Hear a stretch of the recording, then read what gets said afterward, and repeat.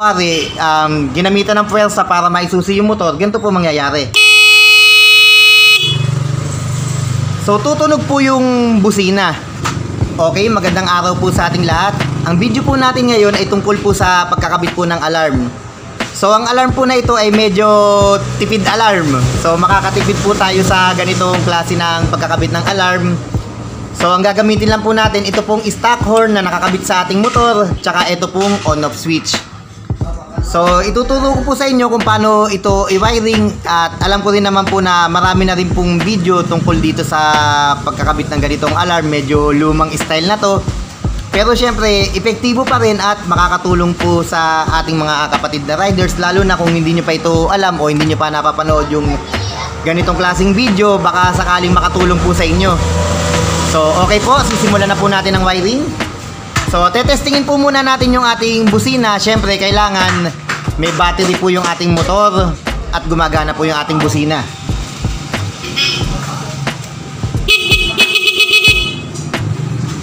So, okay po. Buo yung battery ng motor, gumagana po yung busina. So, okay, magsisimula na po tayo. So, kung nakikita po ninyo itong dalawang wire na to na nasa busina, kailangan lang po natin siyang tanggalin.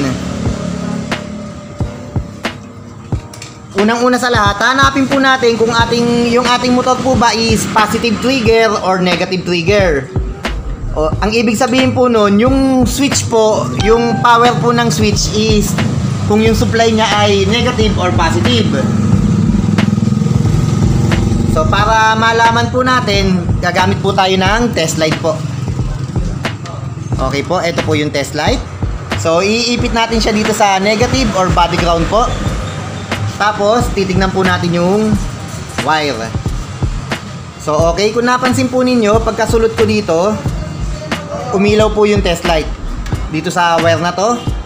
So, sa madaling salita po, ito po ay negative trigger. Dahil normally na po na naka-open yung positive pagka sinalpak natin yung test light. So, mamamatay yan pag in-off po natin yung susi. Ayan, pinatay natin ang susi. Namatay din siya. So, bubuhay natin ang susi, mabubuhay din siya.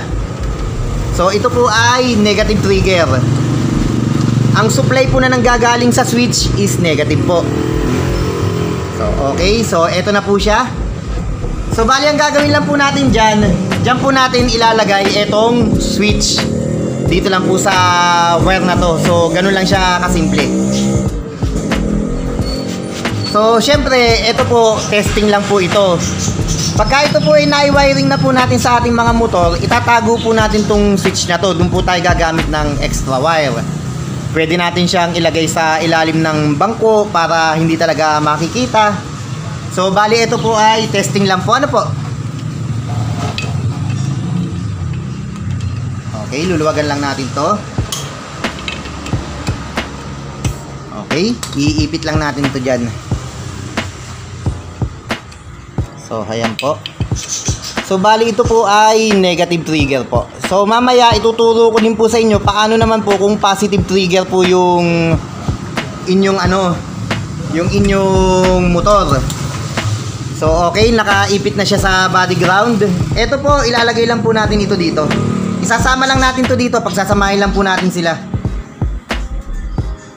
Ngayon, pagka magkasama na sila, ikakabit na lang natin yan dyan.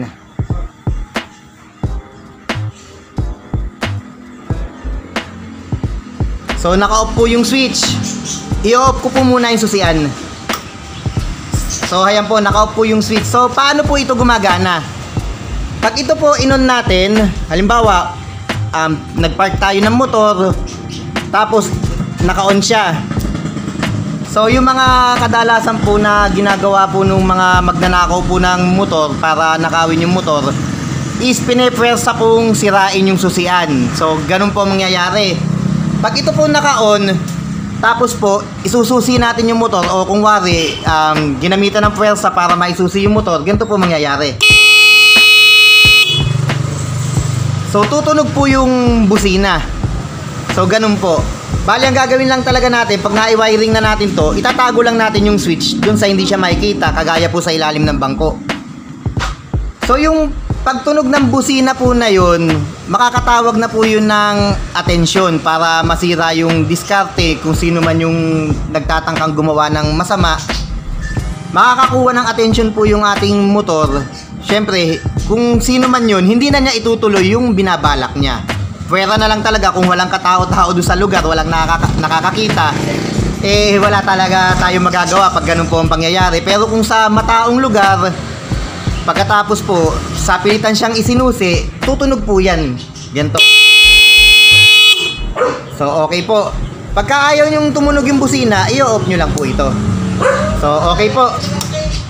Ayan. So, ganun lang po kasimple. Okay, ngayon naman po, ituturo ko naman po sa inyo kung paano naman po, kung positive trigger po yung inyong busina. So, ibig sabihin, ang lumalabas naman po sa inyong switch po ng busina is positive. So, okay, naituro ko na po sa inyo kung paano po yung negative trigger po. So, ngayon naman po, paano naman po kung positive trigger po yung ating busina. So, ibig sabihin po, pagka positive trigger po, yung lumalabas po sa kanyang switch, positive po. So, okay. So, ganito naman po kung positive trigger. So, napakahalaga po ng test light. Kailangan po meron tayong test light. So, eto ilalagay natin sa body ground. Okay po. Pag ito po, inilagay natin dito, tapos pinindot po natin yung switch, kailangan po iilaw siya. So, ganun lang po kasimple, malalaman natin kung positive trigger. Parang ganito po. So, parang ganito siya. So, pag pinindot nyo yung switch, iilaw siya ng ganyan. So, ganun po ang mangyayari kung positive trigger po. So, kailangan nakalagay yung test light sa body ground po. Tapos, dito. Ganun po ang mangyayari. So, bali, hindi lang natin ma-sample ng actual. Kasi, ito pong motor na ginagawa natin is, negative trigger siya. So, ganito naman po. So, saan naman ikukuha ng power yung positive trigger? Kasi kanina, kumuha tayo sa body ground. So, ganito naman po yun. So, naka-body ground tayo. Kukuha naman po tayo ng main accessory wire. So, kadalasan, meron dito main accessory wire sa placer relay. Tsaka ito po yung susian. Ito po. Ayan. So, paikita ko po muna sa inyo yung main accessory wire galing po dito sa placer. So, nakakabit po yung ating test light. So, ayan. Nakita natin kagad.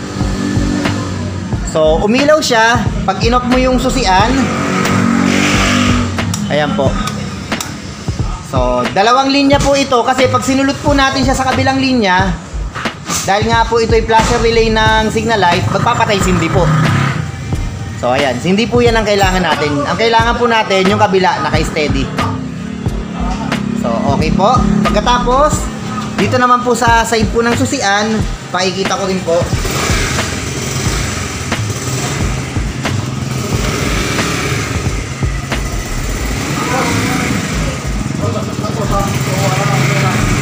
Okay po. So, dito naman po sa side ng susian, ganun din po. Tutusukin lang natin yan. Ayan po, umiilaw. Ganun lang po natin siya hanapin. Ayan po. Ang kailangan po, yung namamatay kapag ino-off po yung susi, kailangan po namamatay. Ayan. Kasi pagka dito ka sa kabila, kukuha.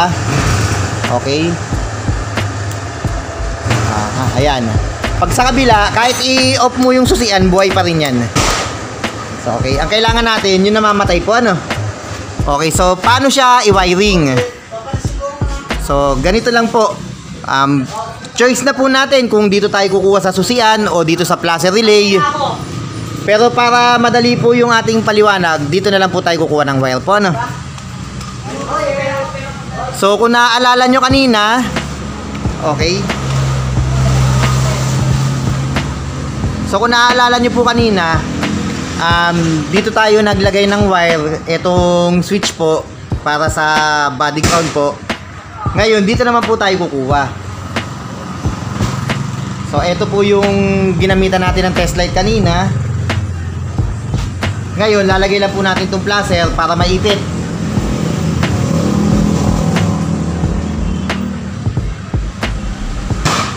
Lalagay lang natin to para lang po maipit yung wire. Okay, pagkatapos, kagaya po kanina, ilalagay lang din po natin siya dito sa sa side po ng wire na to, yung galing po sa switch po kasi yun po ang mahalaga doon. Tapos kagaya po nung negative trigger kanina na pagka sinusi is tumutunog yung busina, ganun natin po ang mangyayari. Basta kailangan lang po i-on po natin yung switch. So inuulit ko po, yung switch po, mas maganda ilalagay po natin siya sa tagong lugar. Kagaya po ng U-box doon po sa ilalim ng bangko para for safety po. Opo, tapos pag inon nyo yan at iniwanan nyo yung motor sa parking area, pag sinusi po yung motor, tutunog po. Paano naman daw po yung naka loud horn po o yung may mga relay? Paano gagamitan ng ganitong sistema? So bali, ituturo ko na rin po. So okay po, meron na po tayo ditong relay. So ito pong nasa kaliwa na to, number 86. Ito pong nasa kanan is number 85 po. So okay, dyan lang po ito yung kinakabit. So may video na rin po ako kung paano mag-wiring ng loud horn na ginamitan ng relay. So bali dito lang din po yung kinakabit sa number 86 and 85 po. Ayan. So pagka yan nakakabit na dyan, pag pinindot nyo po yung busina, tutunog po yan. Ayan. Kahit po magkabaliktad dyan, tutunog pa rin po yan.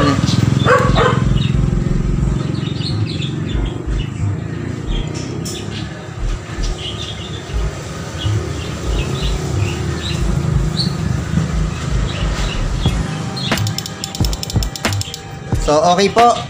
Bali ganun pa rin po ang sistema. Etong wire na ito, itong dalawang wire na to, hahanapin nyo lang po kung positive trigger or negative trigger. Tapos pag alam nyo na kung nagti-trigger siya, kung negative or positive, dun nyo lang po ilalagay ang switch.